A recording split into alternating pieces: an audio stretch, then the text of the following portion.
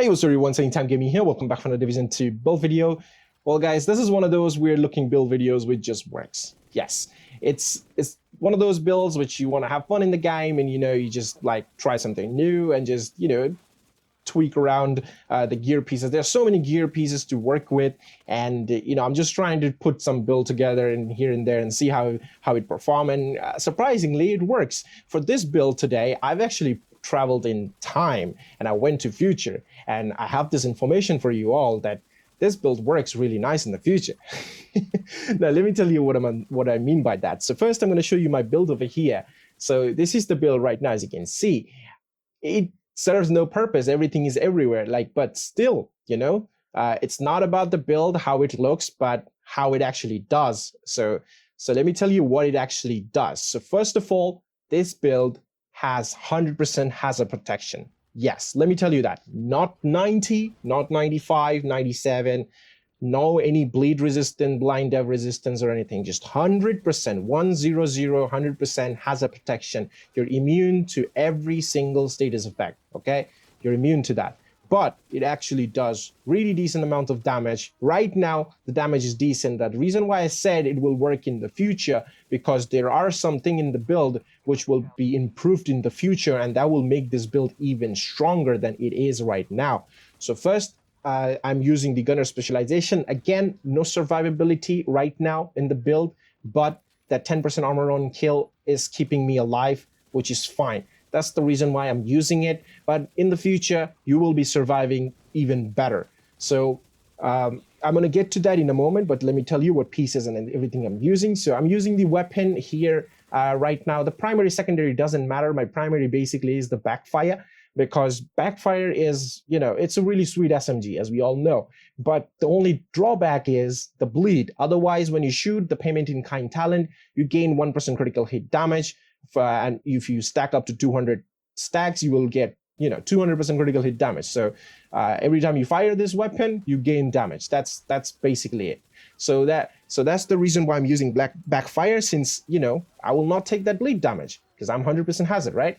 So I have the backfire. Now I have this Vector SVR 9mm SMG, which has 1200 RPM, which is crazy, and I have Sadie's talent on it, and yeah, it's pretty much god roll, honestly. So yeah, that's I have. It's just for bursting down, just to shoot and burst down if there's somebody else a little bit of help left or something, just to finish it. It's currently on my primary, but I mean both of them works. So now I have Ridgeway chest piece, yes, because I have Sadie's tier Ridgeway chest piece here. So I'm trying to get that bleed and trying to do the damage. Now in future, the Ridgeway chest piece is getting buffed in TU11.1. This will get buffed, so you don't have to worry about bleeding people from 10 meters. You can bleed them from 15 meters. So that's a really nice thing. And also this armor regen, instead of 1%, is going to be 3%. And if you bleed 2 targets, that'll be 6. If you bleed 3 targets, that'll be 12, and it will increase like that. So that's really good. The armor regens coming in as well, and you're bleeding them.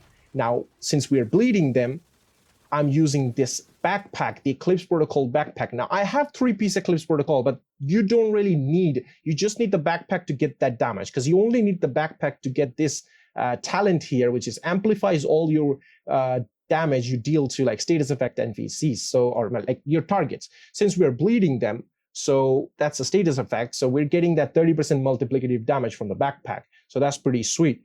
Now, the reason why I have 3-piece Eclipse Protocol here is because 3-piece will give me 30% hazard protection. Yes, 30% hazard protection. So I also get 15% status effect for 2-piece, which is nice since we have bleed on our build. So if we bleed someone, the status effect will make sure the bleed stays a bit longer, and that's really nice. And the bleed tick is really good. It's like 45 to 50k, which is fairly decent. And we have skill haste, which is it's all right, but the hazard protection is the main thing where we need. Now, the reason why I said this will be really good in the future, one, of course, the Ridgeway chest piece will be getting buffed.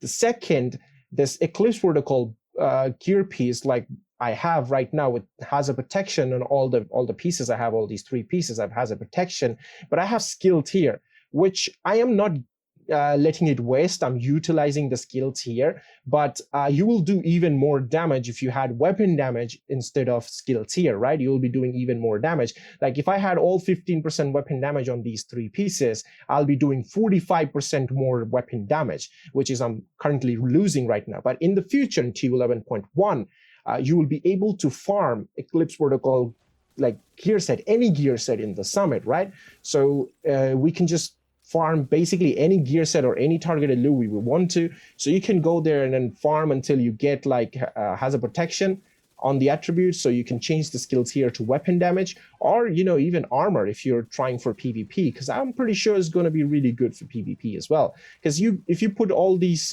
skills here to armor, you will have like 1.34 million armor, and since you're immune to any type of status effects, so no one can do any type of burn, ensnare, or anything to you, you can actually use the bleed as your advantage and also the armor, and you can just use it on PvP. But then again, you have to try it out to find out if it's actually good or not.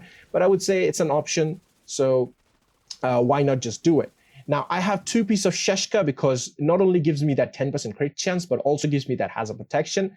For the mask, I actually haven't changed anything. I found it like yesterday, like this, and I didn't change anything because I don't know what I'm going to do. I'm going to change the weapon damage or what. So I'm just keeping the way it is. Now, for the gloves also, it's a Sheshka, pretty much Garl. So yeah, have that hazard protection. So that makes me 100% hazard. Let me show you my crits real quick. You can see I have 54.7% crit chance, which is good, which is really good. And I have like 120% crit damage. Yeah, it was 119.9. So yeah, so it's 120% crit damage. Now with the backfire, once I get that 200 crit stack, I will be doing 320% crit damage with the backfire. And I can reload it because I'm 100% hazard and I won't feel the bleed. Yeah, see, not 99, 98, 97. It's just 100% hazard protection, bleed resistance, blind dev resistance, burn resistant, disorient resistant, disrupt resistance. It's just 100%.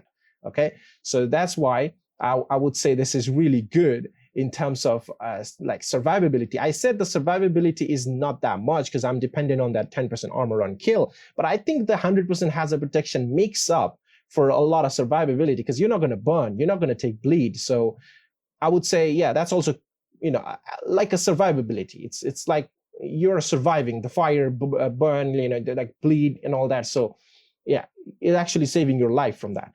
And also the damage coming up from the backpack. So like I said, in the future, in TU11.1 update, you can actually try it out right now and see how it performs, because I did try it in a bunch of missions, because I always play not one but a lot of missions to test a build out if it's performing or not, because in one mission you can actually like accidentally kill a bunch of people and then you'll feel like the build is good. So that's why, and also different way, like if you can't kill anybody, you will feel like the build is not that good.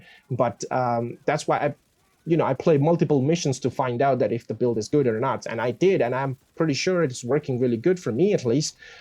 So that's why I think that instead of skill tier, if you have weapon damage, you will be doing even more damage. But like I said, I'm not letting that skill tier go waste, is because I'm using a turret which are also doing fairly decent amount of damage because I have 3 skills here turret, Now, if you want to increase your skill damage, or like not skill damage, like actually skill damage, so you could actually use the technician specialization, which will give you +1 skill tier. So that way you will have 4 skill tier, and you can use 4 skill tier turret, or like drone, something like that. Now, I'm using a shield because it's an SMG, I'm going close, so it's a bit of protection, so that's why I'm using it. But you could actually do one thing. You can use a shield, and instead of this turret, you can actually use a foam, since every time you put your target to a status effect, you can actually use the backpack, the backpack status effect talent to actually gain that multiplicative damage 30%. So instead of going close and bleeding them, you can actually ensnare them as well with your foam, since you have a high skill tier. You can do damage like that. So it's also an option. So I would say it's really good. It's 100% hazard. The damage is fairly decent, and I'm pretty sure once you're able to farm these Eclipse Protocol pieces with hazard protection, You will be able to change the core attribute to whatever you feel like, and that time it will be doing even more damage if you're speccing for damage, or if you're speccing for armor, so you have more armor. That's the way it is. Now you're going to tell me why not I'm using a bleed resistance mod and I change these hazard protection instead of critical hit damage. Well, because that will be even the worst thing to do, because I have 3 mod slots on the mask, the chest piece, and the backpack, and I have critical hit damage on it. Now, if I change the critical hit damage mods to bleed resistance mod, then I will be only resistance to bleed. And if I change these hazard protection to critical hit damage, that's basically the same thing, but it's even worse, because I'll be only immune to bleed then, and not the other status effect. But with this setup, I'm immune to basically all the status effects. So that's why it's actually better than bleed resistance mod, So yeah, just let me know, give it a try if you have a similar way of building this. And if you're lucky, you've already got something with hazard protection, you can change the skills here to whatever you feel like. After farming for a lot, I actually found this backpack, which has 3.2% crit chance. So I changed it to weapon damage. I was kind of trying this one out, but I will lose 10% hazard protection, so I'll be 90%, so that's not good. So yeah, that's why I was giving this a go, and yeah, you can try it out and let me know. It's not top tier build, I understand, but it's a build nonetheless, and yeah, it's worthy to give it a shot and see how it performs. So I'm pretty sure in the future it will work really good. And yeah, that's basically it for the video, and I will see you guys in the next one. Till then, peace.